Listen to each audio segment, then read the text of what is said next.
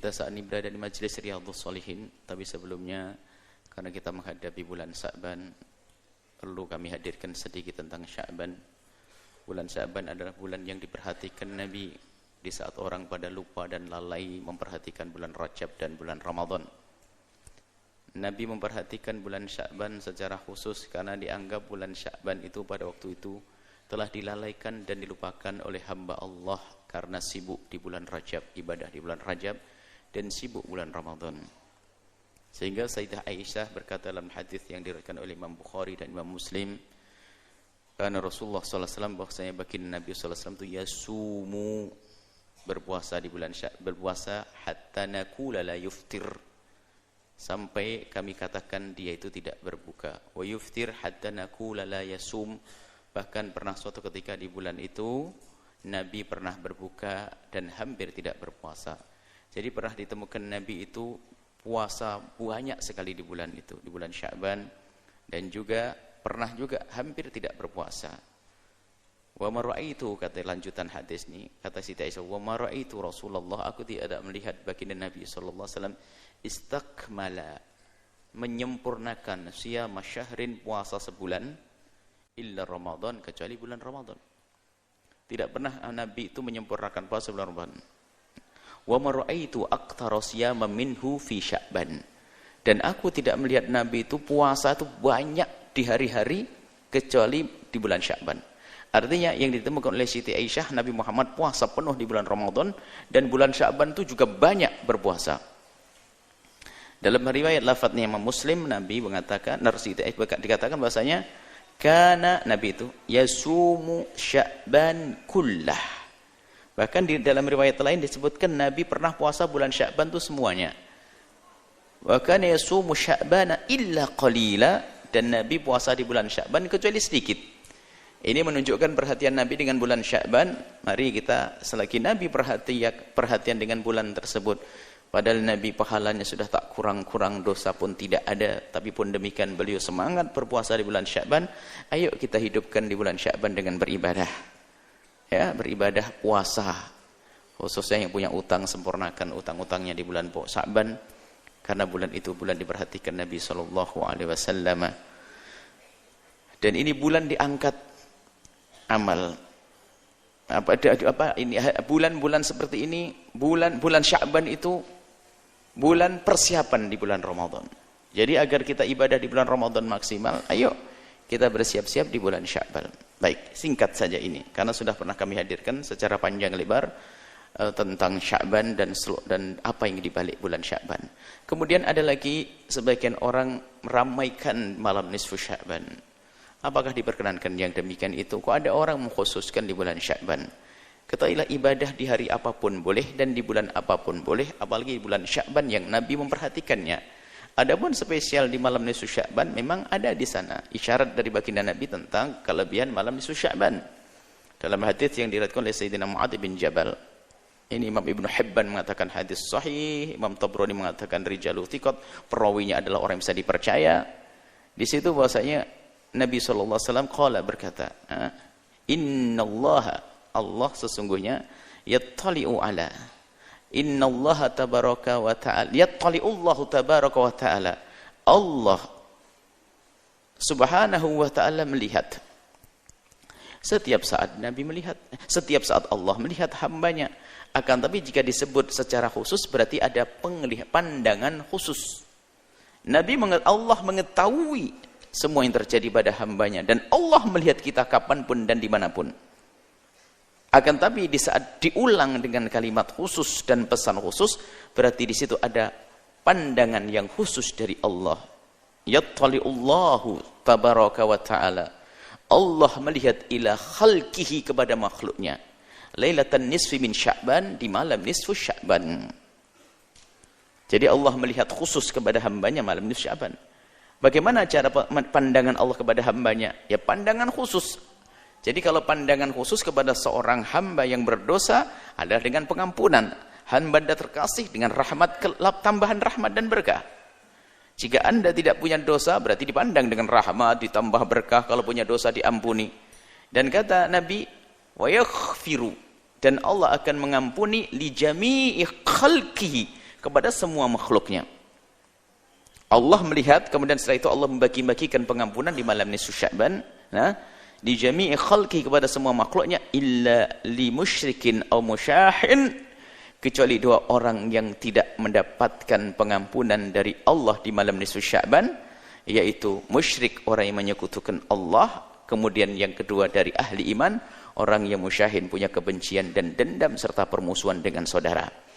Maka mari di malam nisfu Sya'ban nanti kita meningkatkan istighfar kita, ibadah yang sangat luar biasa yaitu istighfar sesuai dengan tadi pengampunan Allah, memohon pengampunan kepada Allah, kita beristighfar sebanyak-banyaknya, berdamai dengan Allah Subhanahu wa taala, kemudian juga berdamai dengan saudara, sanak kerabat. Persiapkan mulai hari ini hadiah dan segala macam apapun ya. Mungkin boleh sorenya makan bersama, malamnya makan bersama, setelah berzikir, beristighfar. Dan pastikan di hari itu, dimulai hari ini, di hari itu kita sudah tidak punya dendam kepada siapapun, tidak punya permusuhan, tidak punya persengketaan dengan siapapun. Kalau sudah begitu, berarti Anda akan mendapatkan pengampunan dari Allah Subhanahu wa taala, dan alangkah indahnya pengampunan dari Allah. Adapun ibadah-ibadah yang lain, tidak ada pesan khusus dari Nabi ibadah-ibadah tertentu. Tidak ada pesan sholat tertentu, tidak ada pesan apapun. Yang jelas malam itu adalah Allah mengampuni hamba-hambanya. Maka yang sangat sesuai adalah memohon ampun kepada Allah.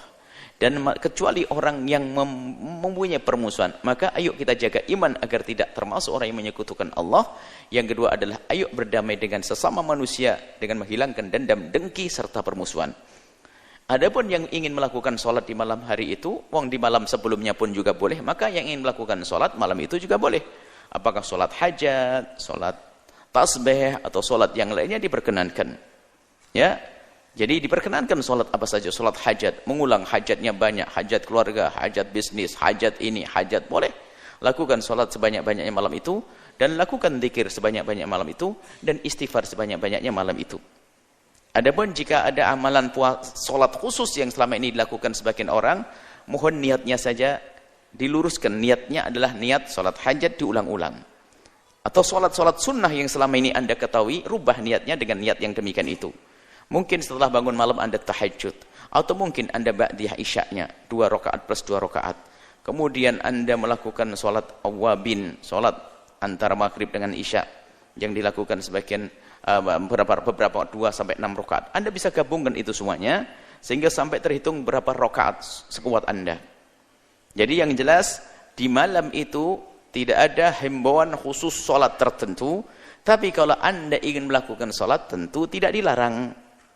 Maka yang bukan dilarang, karena di hari yang lainnya pun boleh, maka di hari tersebut juga boleh.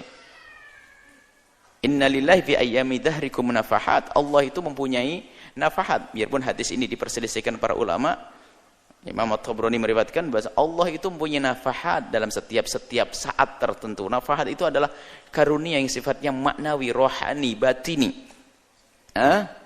Fata'aradu laha. Maka hadanglah karunia Allah tersebut, nafahat rohaniyat tersebut. Hadang. Cara menghadangi gimana? Bukan nongkrong kita, akan tapi menghadangnya dengan ibadah. Lakukan ibadah, baca Al-Quran dan sebagainya. La'alla yusibakum nafhatun, barangkali kamu akan dapatkan satu nafhah, satu titik rohaniyat, satu tetes rohaniyat,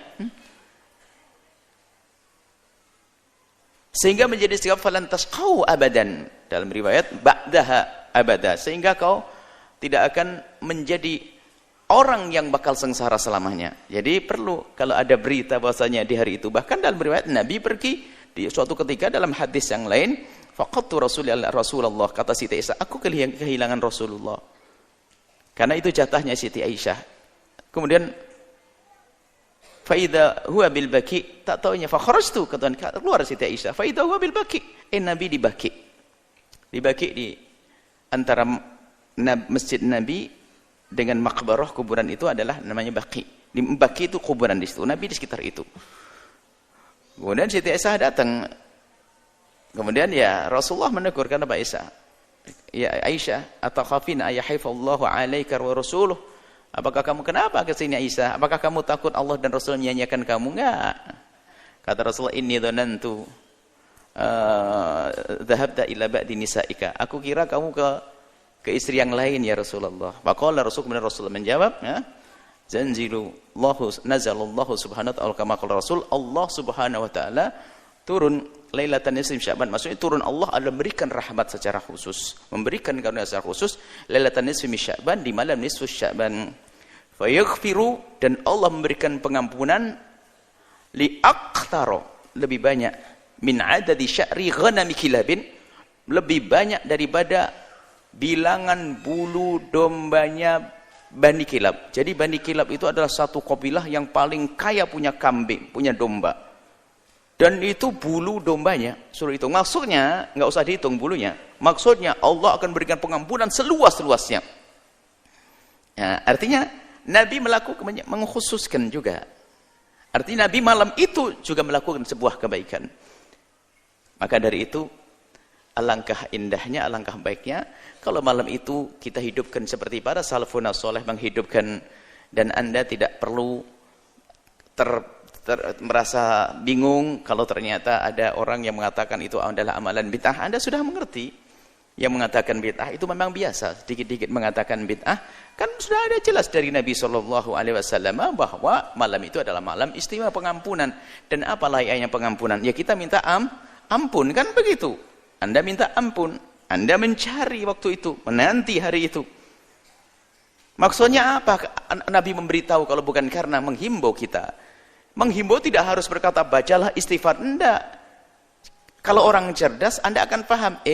Saudara-saudaraku, di kampung sebelah Anda pengembala kambing misalnya, Anda pengen rumput, lalu kami berkata di kampung sebelah banyak rumput, artinya apa? Ya pergilah ke sana, gitu. Gak usah kau merumput ke sana. Ini. Jadi hari ini adalah hari Allah, malam ini malam pengampunan. Ya, yang faham mencari pengampunan, selesai. Jadi tidak ada bid'ah di dalamnya.